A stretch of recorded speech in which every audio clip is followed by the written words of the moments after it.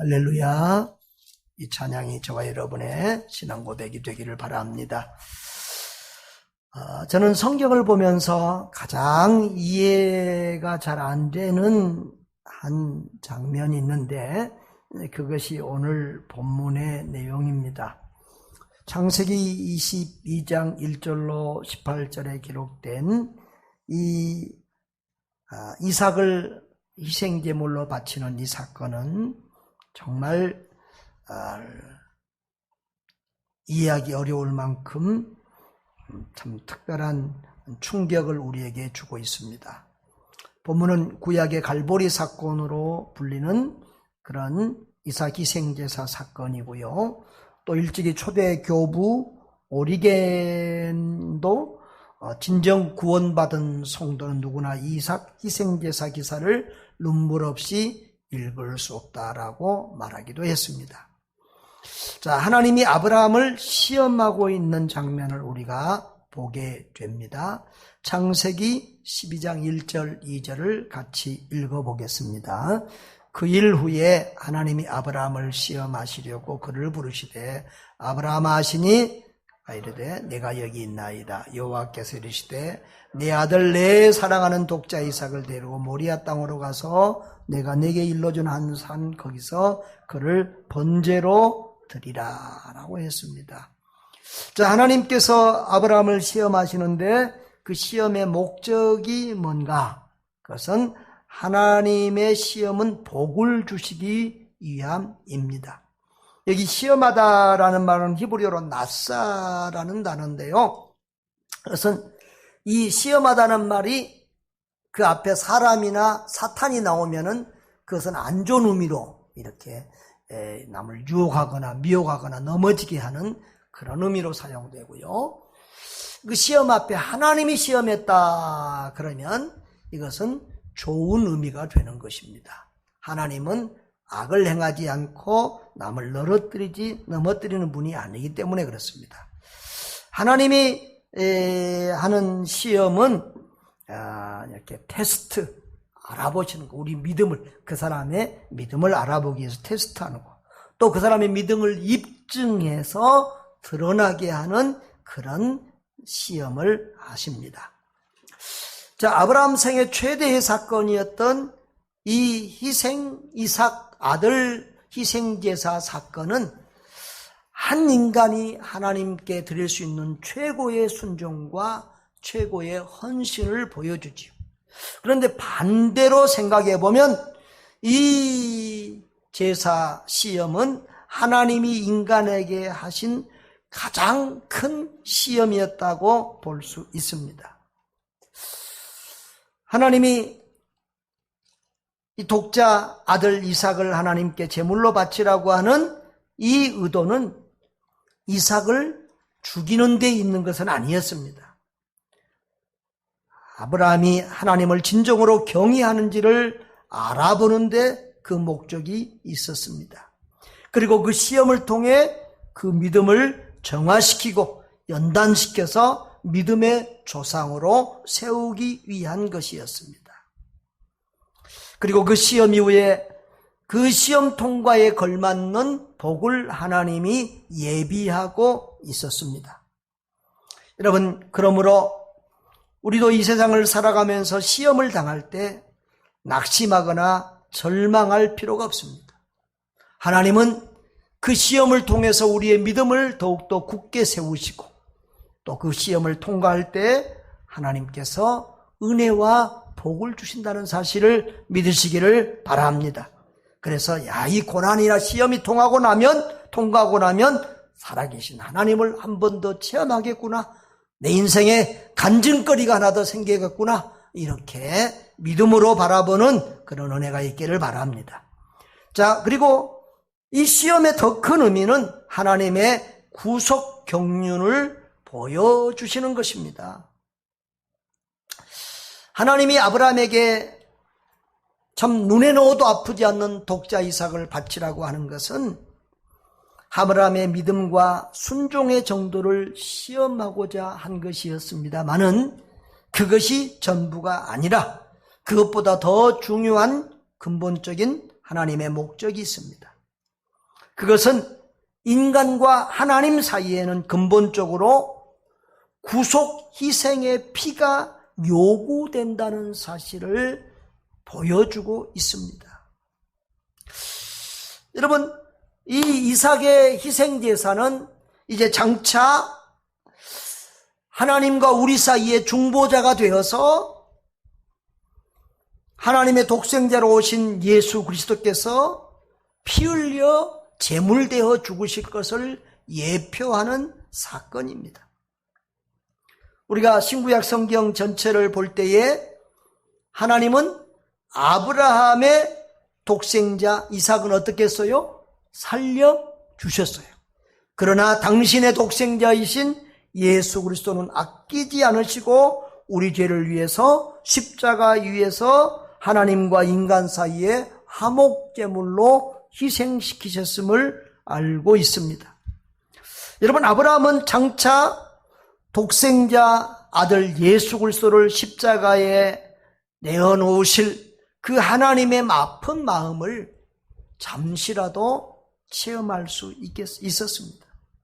아들을 바치는, 아들을 죽여야 되는 그 아버지의 마음, 바로 그것이 성부 하나님의 마음인 것이죠.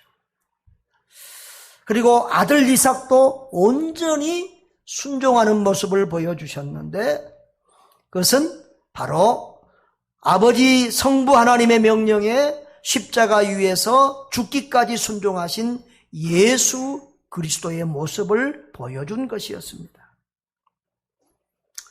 정리하자면 이 하나님이 아브라함을 시험한 이 사건은 아브라함의 믿음을 시험하고 복을 주시기 위한 목적과 더불어 인간의 구원을 위해서는 이렇게 누군가가 희생제물로 죽어야 되는데 바로 하나님의 독생자 예수 그리스도가 중보자가 되어서 십자가의 희생제물로 죽어야 된다는 그 하나님의 구원 계획을 보여주시는 그런 중요한 의미가 있다는 것입니다. 여러분, 우리는 신앙생활하면서 자주 시험을 당합니다. 어찌 보면 이 코로나19도 시험입니다. 예배를 드리지 말라고 하는 이것도 시험입니다. 하나님은 우리를 시험하시는 것은 복 주시기 위함입니다. 우리를 멸망시키는 것이 아니라 우리에게 복 주시기 위함인 것을 믿으시기를 바랍니다. 또한 우리는 내가 왜 이런 시험을 당하는지 모를 때도 있지만 하나님은 우리에게 더 큰 어떤 은혜와 복을 주시기 위한 특별한 계획과 비밀을 가지시고 우리를 시험하고 연단한다는 사실을 기억하시기를 바랍니다. 자, 그러면 그 시험의 내용은 무엇이냐? 독자 이삭을 번제로 드리라는 것입니다. 2절에 보면은 내 아들 내 사랑하는 독자 이삭을 데리고 모리아 땅으로 가서 내가 내게 일러준 한 산 거기서 그를 번제로 드리라라고 했습니다. 여러분, 번제가 뭡니까? 번제라는 제사에 대해서 먼저 알 필요가 있는데요. 이 번제를 드리라는 말씀을 지켜가면 너는 그를 불로 태우는 제물로 드리라는 말입니다. 이 번제라는 말은 올라라는 히브리어인데 실제로 우리 한국말로 올라간다는 그런 의미입니다. 이 희생 제물을 불로 태워서 연기를 하늘로 올라가게 해서 하나님이 그 제사를 향기로운 제물로 받게 하는 제사의 한 방법이죠. 이것은 보통 양이나 염소나 비둘기나 이런 짐승, 정결한 짐승을 잡아서 여러 토막을 내서 불로 태워서 연기로 하나님께 올려보내는 제사입니다. 그런데 여기서는 제물을 뭘로 드리라고요? 양이나 짐승이 아니라 내 아들, 내 독자 이삭을 바치라는 겁니다. 여기 독자라는 의미는 우리가 하나라는 의미가 있다는 거 알죠? 그런데 그와 더불어 귀하다라는 의미도 가지고 있습니다. 그러니까 하나밖에 없는 아들, 지극히 사랑하는 귀한 아들을 지금 죽여서 불로 태워서 제물로 하나님께 바치라는 그런 시험입니다. 여러분, 오늘 2절을 보면 하나님이 아브라함이 얼마나 그 아들을 사랑하는지, 얼마나 귀한 아들인지를 잘 알고 있음을 알 수 있습니다. 내 아들, 내 사랑하는 독자 이삭이라고 하나님이 표현하고 있어요. 그렇게 아브라함에게 귀한 자식이고 아브라함이 그 아들을 그렇게 사랑한다는 사실을 알고 또 의도적으로 그 아들을 하나님께 드리라고 한 거예요. 이것은 무슨 의미입니까? 내 목숨보다 귀한 것, 내 인생의 내 삶에서 가장 귀한 것, 너 그것까지도 나에게 아낌없이 내놓을 수 있느냐? 너 그것까지도 아낌없이 헌신할 수 있느냐? 너의 목숨보다 더 귀한 것을 바치라는 이 명령에도 너 순종할 수 있느냐? 하나님이 그런 아브라함의 믿음을 시험하시고 아브라함을 헌신을 지금 기대하고 있는 것입니다. 여러분, 이제 구체적으로 생각해 보면 아브라함이 지금 독자 이삭을 제물로 바치려고 하면 지금 멀리 하나님이 지시한 산까지 3일 길을 가야 되고, 그리고 그 아들을 죽여서 목을 자르고 손 발을 잘라서 토막을 내서 불에다가 태워서 완전히 태워서 이렇게 올려 보내야 됩니다. 연기로. 참, 이것은 저는 인류 역사상 이 성경에 나와 있는 모든 시험 중에서 가장 큰 시험이 아닐까 생각을 합니다. 그런데 이상한 일입니다. 이런 터무니없는 시험, 말도 안 되는 시험에 아브라함도 이삭도 깨끗하게 순종을 합니다. 도대체 이 사람들이 번제가 뭔지를 알고 순종하는 것일까? 그런 생각이 들지 않나요? 그런데 아브라함도 이삭도 그 번제가 무엇인지 확실히 알고 있음을 볼 수 있습니다. 자, 6절을 보면 아브라함이 이에 번제나무를 가져다가 그의 아들 이삭에게 지우고 자기는 불과 칼을 손에 들고 두 사람이 동행하더니 그랬습니다. 자, 아브라함이 제사 지내러 가면서 뭘 준비했다고요? 나무, 불로 태울 나무, 그리고 불과 칼을 준비하고 있어요. 그러니까 번제를 다 알고 있는 것이죠. 그리고 이삭도 알고 있어요. 7절에 보면은 내 아버지요 그렇게 묻습니다. 그러니까 내 아들아. 그런데 이삭이 그렇게 말합니다. 불과 나무는 있는데 번제할 어린 양은 어디 있습니까? 그러니까 이삭도 번제에 대해서 잘 알고 있어요. 사실 아브라함은 그 이전에 보면은 제사 드렸다는 얘기가 계속 나오거든요. 아브라함은 제사의 달인입니다. 그리고 이삭은 그 아버지가 제사 드리는 것을 수없이 봤습니다. 그러니까 어떻게 이 번제가 드려진다는 것을 압니다. 그런데 아브라함은 절대적으로 순종하고 또 그 아들 이삭도 기가 막힙니다. 이삭이 지금 17살 정도의 나이입니다. 지금 아브라함은 120살 가까이 되었고 이삭은 지금 16, 17 정도의 나이입니다. 그러니까 보면 이삭이 지금 훨씬 더 힘이 좋은 거예요. 그러니까 아브라함은 늙어가지고 가벼운 불과 칼을 들고 가고 이삭은 뭐예요? 나무찜을 지고 산을 올라갑니다. 누가 힘이 더 세요? 이삭이 더 힘이 세요. 그런데 이삭이 아버지가 줄로 묶고도 가만히 있고 그리고 죽이겠다고 나무 위에 눕혀놔도 가만히 순종하고 있는 기가 막힌 모습을 봅니다. 이런 것을 가지고 그 아버지의 그 아들이다. 아버지가 순종하는 그 모습이 아들에게도 그대로 나타나고 있는 것을 보게 됩니다. 이렇게 믿음은 알게 모르게 이렇게 전이가 되어지는 것입니다. 여러분, 이 번제가 얼마나 중요하다는 것을 알아야 됩니다. 사실 성경의 역사, 기독교의 역사는 이 제사, 예배의 역사라는 사실을 알아야 합니다. 아담과 하와가 하나님께 불순종하고 죄를 지었을 때 하나님께서 아담과 하와의 죄를 가려주려고 뭘 하지요? 짐승을 죽이게 됩니다. 창세기 3장 21절 내용이죠. 그 짐승은 누구 때문에 죽었습니까? 사람 때문에. 자기 짐승은 죄가 없는데 아담과 하와의 죄 때문에 짐승이 죽었습니다. 그리고 하나님은 그 짐승을 피 흘려 죽이시고 그리고 그 짐승의 가죽으로 아담과 하와의 죄를 가려 주십니다. 어떻게 보면 이제 하나님이 잡은 제물이죠. 자, 그런데 창세기 3장에 그 사건이 있고 4장에서부터 계속 제사 얘기가 나옵니다.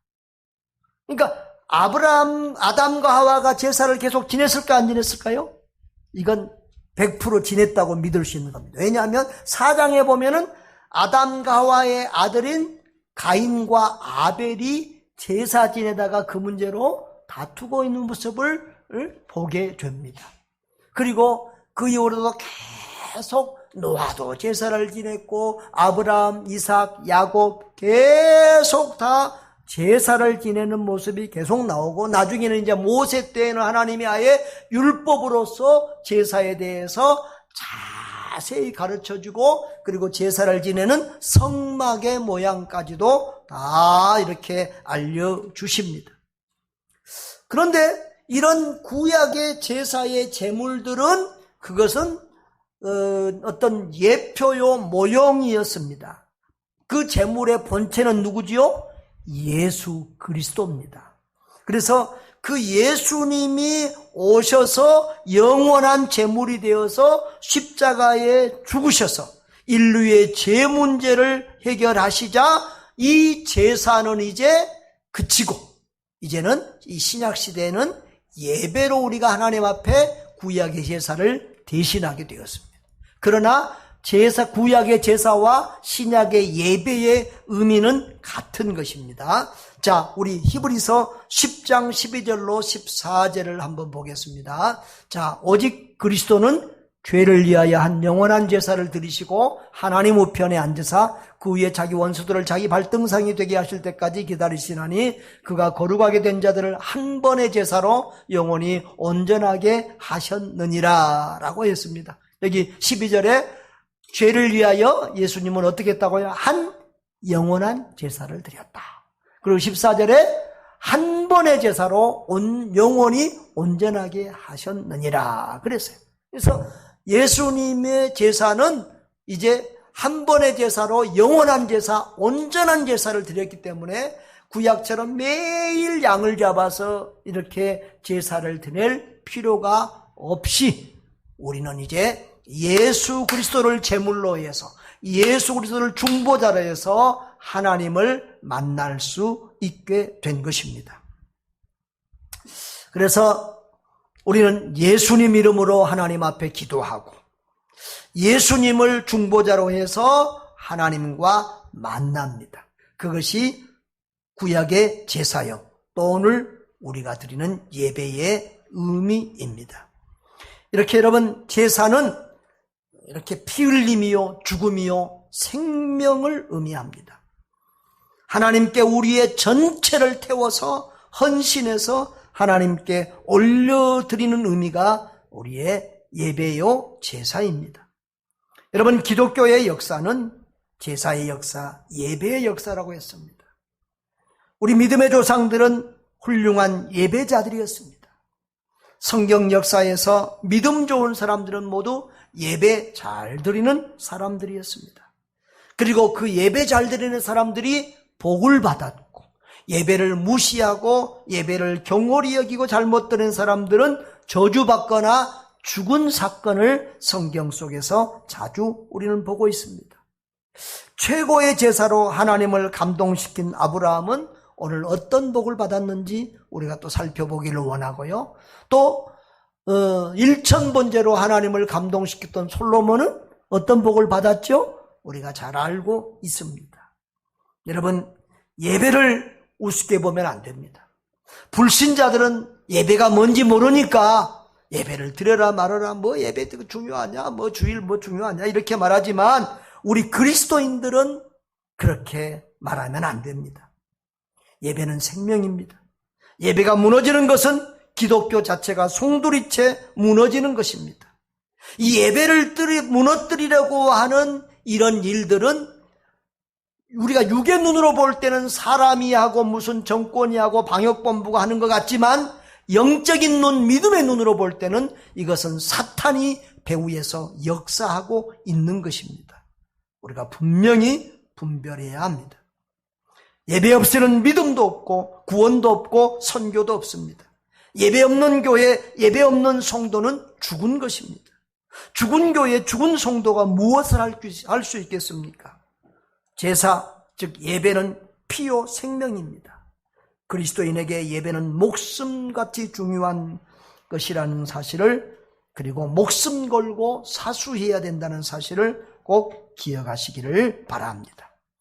자, 아브라함의 무조건적인 순종과 헌신을 봅니다. 여러분, 그 무서운 하나님의 시험에 아브라함이 순종하는 모습은 정말 감동이요 눈물겹습니다.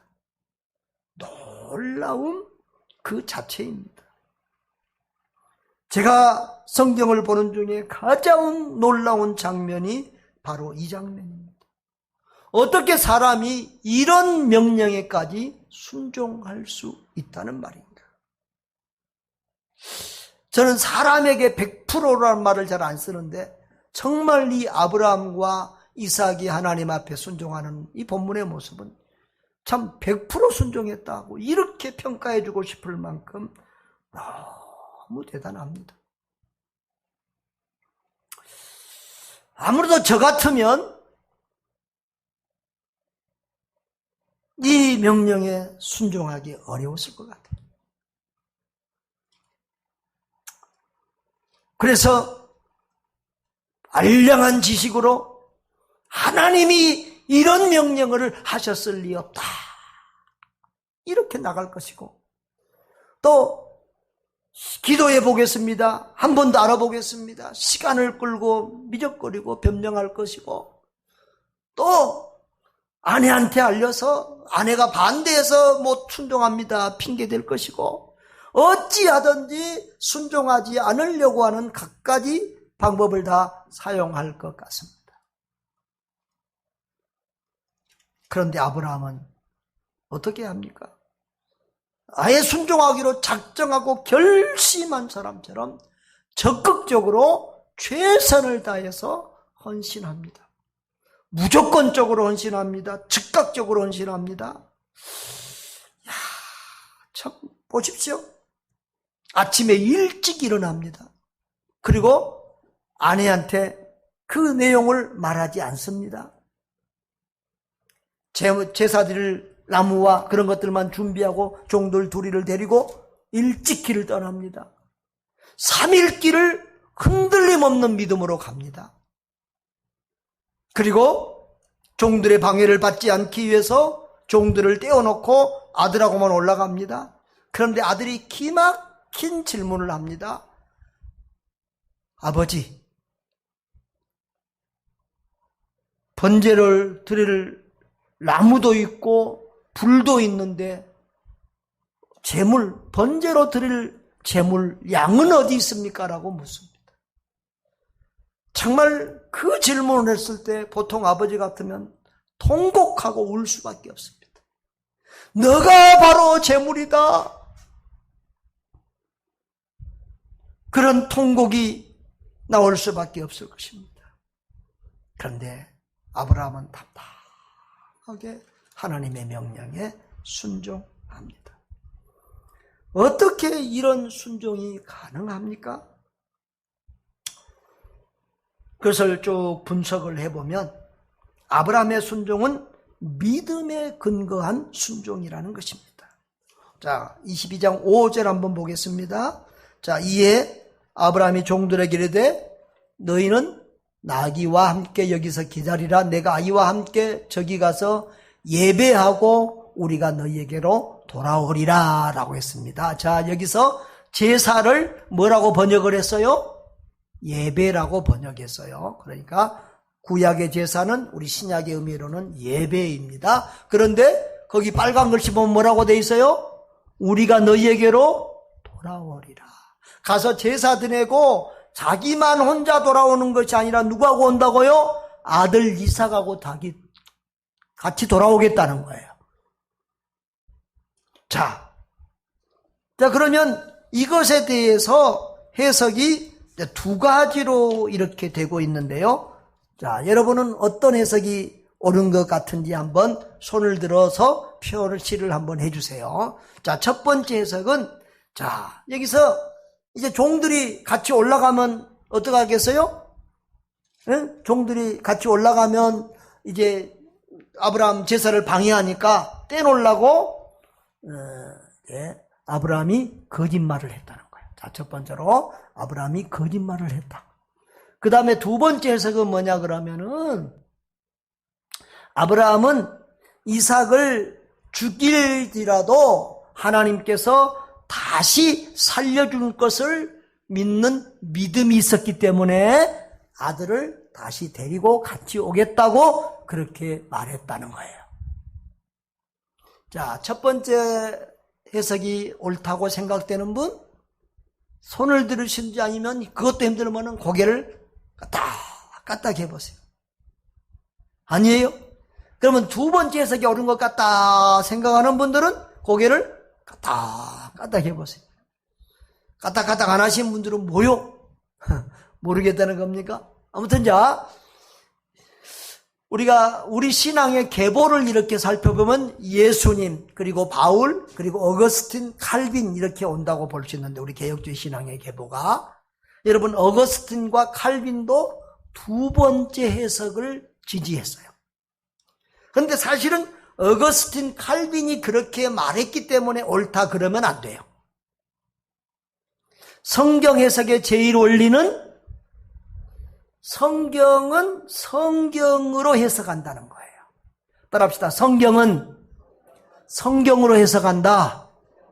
성경이 말하는 것이 해석하는 것이 바로 옳아요. 그러면 성경이 이것에 대해서 어떻게 해석하느냐, 어떻게 말하고 있느냐, 자, 다른 성경을 봅니다. 오늘 히브리서를 많이 보고 있는데 히브리서는 여러분 구약 성경을 신약적으로 해석하고 설명해 놓은 것이 히브리서예요. 그러니까 구약 성경을 잘 모르거나 구약 성경의 핵심을 짧게 알고자 하면은 히브리서를 읽어보면 좋아요. 자, 히브리서 11장 17절로 12절을 읽어봅니다. 시작. 아브라함은 시험을 받았을 때에 믿음으로 이삭을 드렸으니 그런 약속들을 받은 자로 그 외아들을 드렸느니라. 그에게 이미 말씀하시기를 내 자손이라 칭할 자는 이삭으로 말미암음이라 하셨으니 하나님이 능히 이삭을 죽은 자 가운데서 다시 살리실 줄로 생각한지라. 아멘. 여러분, 아브라함 뭐예요? 이삭을 다시 살려주실 걸로 믿었다는 거예요. 왜? 하나님이 이전에 하늘의 별과 같이 땅의 모래와 같은 많은 자손을 주신다고 했는데 누구를 통해서 주신다고? 이삭을 통해서 주신다. 이스마엘을 통해서가 아니라 그 종 엘리에스를 통해서가 아니라 사라를 통해서 낳은 아들 이삭을 통해서 수많은 자손들을 주시겠다고 약속했기 때문에. 그런데 지금 이삭이 장가 갔어요, 안 갔어요? 씨를 봤어요, 안 봤어요? 안 봤어요. 그러니까 아직 이삭이 죽을 때가 아니라는 거예요. 그래서 죽일지라도 하나님이 살려주실 것을 확실히 믿으니까 이삭은 담담하게 무조건적으로 순종했다는 거예요. 여러분, 아브라함의 믿음이 너무너무 참 놀라울 정도로 대단하지 않습니까? 그런데 그러면 아브라함은 아예 처음부터 그런 믿음의 사람으로 아주 태어났나? 우리하고는 우리하고는 좀 다른 사람인가? 아브라함은 무슨 완벽한 사람인가? 그렇게 생각할 수 있지만 성경을 보면 그렇지 않음을 알 수 있죠. 아브라함도 실수가 많고 허물이 많고 참 믿음 없는 행동을 하고 그럴 때가 있었다는 것이죠. 그래서 아브라함은 하갈을 통해서 이스마엘을 낳기도 하고 아비멜렉 왕이 무서워서 자기 아내를 누이라고 속이기도 했던 그런 사람이었어요. 그런데 지금 그런 아브라함이 갈등이 있었지만, 믿음이 부족할 때도 있었지만, 지금 이삭을 바치는 이 사건 현장은 아브라함이 하나님과 몇 년 동안 동행한 이후에요? 적어도 40년 이후. 아브라함이 75세 때 하나님이 아브라함에게 본토 친척 아비집을 떠나 너에게 지시할 땅으로 가라. 그리고 아들 주신다고 했잖아요. 그런데 25년 만에 아들을 주셨죠. 몇 살에? 100살에. 아브라함 100살, 아내 사라 90살. 이건 도저히 아이를 낳을 수 없는 불가능한 상황인데 하나님이 그런 상황에서도 아들을 주셨다는 거예요. 그리고 하나님이 아브라함 편이 되어주셔서 아브라함을 축복하는 자에게는 복을 주고 아브라함을 저주하는 자에게는 저주한다고 그랬는데, 하나님이 아브라함의 아비멜렉과 안에서 분명히 아브라함이 잘못했는데도 하나님이 아브라함의 손을 들어주시고 오히려 아브라함에게 복 주신 것을 아브라함이 체험했잖아요. 그래서 아브라함은 이 40여 년 동안 하나님은 신실하신 하나님이다. 불가능이 없으신 하나님이다. 약속하신 것을, 말씀하신 것을 반드시 지키시는 하나님이다. 이런 믿음이 들었다는 거죠. 그래서 이런 반석 같은 믿음, 태산 같은 믿음의 사람으로 믿음이 성장한 줄 믿습니다. 그러면 여러분, 우리는 어떻게 하면 우리도 아브라함과 같은 믿음의 사람으로 성장할 수 있을까요? 여러분, 순종하면 하나님을 체험하고 믿음도 성장하게 됩니다. 믿음 성장에서 가장 중요한 것이 무엇일까? 저는 4가지로 이렇게 말씀드리고 싶습니다. 예배, 말씀, 기도, 그리고 순종하여 하나님을 체험하는 것. 다시 한번, 예배, 말씀, 기도, 하나님 체험입니다. 여러분, 그 중에서도 가장 중요한 것은 하나님의 말씀과 우리의 순종이라고 말할 수 있겠죠. 우리는 예배를 통해서 영적인 힘을 얻습니다. 예배는 종합 비타민이에요. 말씀, 기도, 찬송, 헌신, 이렇게 다 들은 종합 비타민이에요. 그리고 우리는 기도를 통해서 하나님의 뜻을 알고 하나님께 순종하는 것을 할 수 있습니다. 여러분, 정말 기도의 가장 중요한 의미는 하나님의 뜻을 깨닫고 순종하는 거예요. 그래서 예수님의 겟세마네 기도는 기도의 모델이죠. 하나님 아버지의 원대로 되기를 원합니다. 순종을 위해서 땀방울이 핏방울이 되도록 기도합니다. 여러분, 우리가 신앙생활을 수십 년을 해도 순종하지 않으면 우리 믿음이 자라지 않습니다. 살아계신 하나님을 체험할 수 없어요. 그렇기 때문에 살아계신 하나님을 죽은 하나님처럼 믿게 되고 하나님을 경험하지 못하니까 꼭 그 신앙이 죽어있는 종교인과 같은 그런 죽어있는 신앙은 참 그런 어떤 습관적인 그런 신앙인이 되고 마는 것입니다. 우리가 하나님의 말씀을 믿고 그 말씀에 순종할 때 살아계신 하나님을 경험하고 체험하게 될 줄 믿습니다. 그리고 그런 경험이 반복될 때 우리의 믿음도 아브라함처럼 큰 믿음으로 자라게 될 것입니다. 할렐루야. 여러분, 순종은 믿음과 비례합니다. 믿음은 상대방에 대한 신뢰를 의미하죠.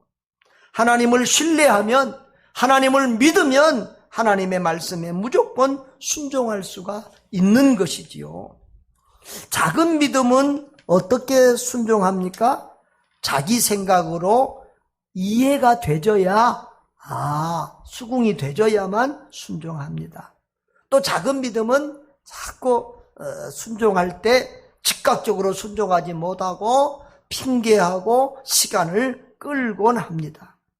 또 자기에게 유익이 되거나 복이 되는 일에만 순종합니다. 사실 이런 것들은 순종이라고 말하기도 부끄러운 것이죠. 그런데 큰 믿음은 어떻게 합니까? 무조건 순종합니다. 망설임 없이 즉각 순종합니다. 자기에게 손해가 되어도 순종합니다. 심지어는 자기 목숨보다 더 귀한 독자 아들을 바치라고 해도 순종합니다. 믿음은 순종입니다. 믿음은 순종으로 나타납니다. 못 믿으니까 순종 안 하는 거예요. 참된 믿음은 순종하는 믿음인 줄 믿습니다. 한번 따라 합시다. 참된 믿음은 순종하는 믿음이다. 마지막으로 하나님의 감동과 아브라함이 받은 축복을 봅니다. 창세기 22장 9절로 12절을 보면은 그런 아브라함의 온전한 헌신에 하나님이 감동하는 것을 볼 수 있습니다. 아브라함이 이제 그곳에 이르러서 제단을 쌓고 나무를 벌려놓고 아들 이삭을 결박해서 제단 나무 위에 놓고 손을 내밀어 칼을 잡고 그 아들을 죽이려고 합니다. 그때 여호와의 사자가 급히 아브라함을 두 번이나 아브라함아 이렇게 두 번이나 부를 때는 화급하고 중요할 때 그렇게 합니다. 그때 아브라함이 얘가 여기 있습니다 그렇게 대답하니까 그 아이에게 내 손을 대지 말라, 아무 일도 하지 말라 그렇게 말합니다. 하나님이 아브라함의 이런 순종 놀라고 감동하십니다. 그리고 그 믿음을 칭찬하고 인정해 주십니다. 내가 내 아들 12절 후반부에 내가 내 아들 내 독자까지도 내게 아끼지 아니하였으니 이제야 내가 하나님을 경외하는 줄을 아노라. 하나님은 아브라함을 알고 있지만 그 아브라함의 믿음을 만천하에 지금 드러내고 모델로 삼고 누가 후세에 왜 아브라함에게는 저런 복을 주셨습니까? 라고 하나님한테 항의할 때도 하나님은 아브라함의 순종을 봤느냐? 아브라함의 믿음을 봤느냐? 아브라함은 이런 복을 받기에 충분한 믿음의 사람이다 라고 하나님이 그렇게 말할 수 있는 상황을 만드신 것입니다. 하나님이 아브라함의 믿음을 인정해 주시고 칭찬해 주고 인간이 받을 수 있는 지상 최대의 복을 허락하십니다. 자, 하나님이 어떻게 복을 주셨습니까? 자, 하나님의 축복을 봅니다. 여러분, 하나님의 모든 시험 뒤에는 하나님의 상과 복이 있습니다. 하나님은 하나님의 명령에 순종하고 시험을 통과한 사람에게는 상을 주십니다. 그래서 히브리서 11장 6절에 보면 믿음이 없이는 하나님을 기쁘시게 하지 못하나니 하나님을 찾는 자들에게는 하나님이 상 주심을 믿을지니라. 하나님은 자기를 찾는 자들에게 상 주시는 하나님입니다. 여러분, 큰 믿음, 큰 순종에는 사람이 상상할 수 없는 큰 상을 주십니다. 하나님이 감동하시면 사람이 상상할 수 없는 어마어마한 상과 복이 주어집니다. 13절에 보면 여호와 이레의 복을 주시고 또 그 다음에 하나님께서 여러 가지 복을 주시는데요. 자, 이 하나님의 축복의 원리를 먼저 보면 하나님의 복 주심에는 이유가 있다는 것입니다. 창세기 22장 16절을 보면은 여호와께서 이르시기를 내가 나를 가리켜 맹세하노니 그랬겠어요. 하나님은 가장 중요한 맹세를 할 때 누구 이름으로 맹세해요? 자기 이름으로 맹세해요. 하나님보다 더 크신 분이 없고 하나님보다 더 신실한 분이 없기 때문에 그래요. 그런데 내가 이같이 행하여 내 아들 내 독자도 아끼지 아니하였은즉 하나님이 복을 주시는 거예요. 내 아들 내 독자까지도 나한테 아끼지 않을 만큼 너가 나를 이렇게 신뢰하고 이렇게 믿고 이렇게 순종하고 이렇게 헌신하니 내가 너에게 복 주지 않을 수가 있겠냐? 그 말씀이세요. 그래서 나도 너에게 아낌없이 복을 주겠다는 거예요. 그래서 18절에도 보면 17절에도 원수의 성문을 이긴다고 했는데 바로 예수 그리스도를 통해서 사단 마귀를 이긴 그 후손으로 오실, 아브라함의 후손으로 오실 예수 그리스도를 통해서 사탄을 이기게 해주셨다는 것이고, 18절에 내 씨로 말미암아 천하 만민이 복을 받으리니 이는 내가 나의 말을 준행하였습니다. 내가 너에게 이렇게 복을 주는 이유는 내가 나의 말을 준행했기 때문이다. 네가 나의 말을 온전히 순종했기 때문에 복을 주시겠다는 거예요. 여러분, 우리 하나님은 인격자이십니다. 우리를 죄에서 구원하시는 것은 하나님이 은혜로 하시는 것이지만, 우리에게 복을 주시는 것은 우리가 복받을 짓을 할 때 복을 주십니다. 복받을 짓을 안 하는데 무조건 복을 주시지 않습니다. 하나님은 믿음과 우리의 믿음과 행함에 따라 복을 주십니다. 큰 믿음에는 큰 상을, 큰 헌신에는 큰 복을 주시는 줄 믿습니다. 자, 하나님은 여호와 이레의 복을 주셨다고 그랬죠. 하나님께서 번제로 드릴 어린 양을 이미 준비해 두고 있었습니다. 13절에. 그래서 이삭 대신 그 어린 양을 잡아서 제사를 드리게 됐죠. 그 다음에 하나님은 아브라함에게 영원한 믿음의 모델이 되는 복, 그리고 믿음의 조상이 되는 복, 특별하게 최고의 복은 메시아 예수 그리스도의 조상이 되는 복을 허락해 주셨습니다. 여러분, 아브라함 하면 믿음의 조상, 믿음의 모델이죠. 그래서 유대인들도 아브라함이 자기들의 조상이라고 그러고, 무슬림들도 하나님 아브라함이 자기들의 조상이라고 그러고, 기독교인들도 아브라함이 우리의 믿음의 조상이라고 그렇게 말합니다.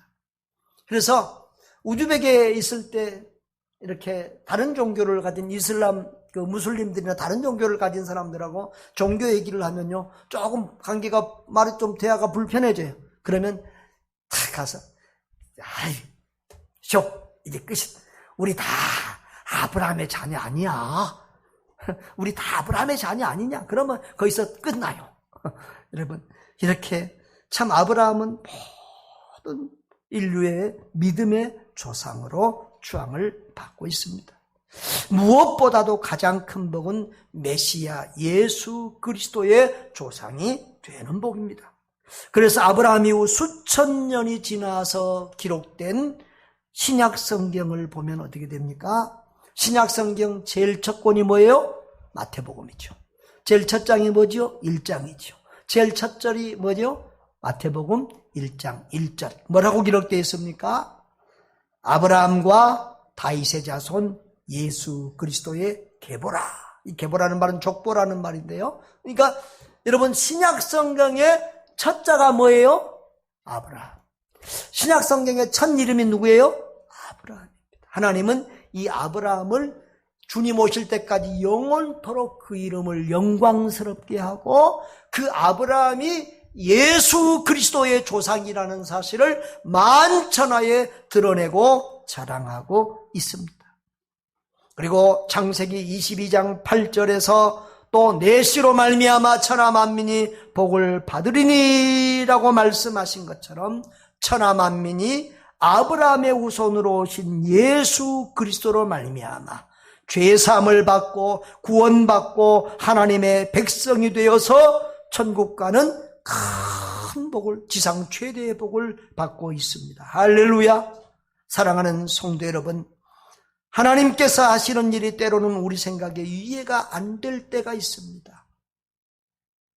왜 이런 시험을 주시지? 왜 이런 고난을 주시지? 너무 힘들 때가 있습니다. 그러나 하나님은 우리를 시험하는 그 시험, 그 고난 뒤에 하나님의 축복과 우리를 향한 놀라운 하나님의 뜻과 계획을 가지고 계십니다. 여러분, 아브라함은 하나님을 확실히 믿고 신뢰했기 때문에 무조건 순종할 수 있었습니다. 우리도 하나님을 굳건하게 믿고 신뢰한다고 하면 살아계신 하나님, 능력의 하나님, 신실하신 하나님, 약속하신 것을 반드시 지키시는 하나님인 것을 믿으면 우리도 순종할 수 있습니다. 아브라함은 하나님을 확실히 믿었기에 무조건적으로 순종했고, 독자 이삭까지 바치라는 최고의 헌신 요구에도 기꺼이 순종했습니다. 그래야 하나님의 마음을 감동시켰습니다. 믿음은 순종입니다. 믿음은 헌신입니다. 믿으면 순종할 수 있고 헌신할 수 있습니다. 그런데 하나님은 하나님을 감동시킨 사람에게는 상상할 수 없는 은혜와 복을 주십니다. 저와 여러분도 하나님을 기쁘시게 하고 하나님을 감동시키면 하나님이 우리에게 상상할 수 없는 복을 주시고 우리 자손 대대로 복을 주시고 우리를 존귀하게 사용해 주실 줄 믿습니다. 하나님을 감동시키는 믿음의 사람들 되시기를 바랍니다. 그리하여 세상에서 가장 귀한 일, 천하만민을 살리고 구원하는 일에 쓰임받는 축복의 사람들 되기를 바랍니다. 하나님의 나라에서 별과 같이 영원토록 빛나는 축복의 사람들 되시기를 주의 이름으로 축원합니다. 통성으로 기도하겠습니다. 아버지 하나님 감사합니다. 우리에게도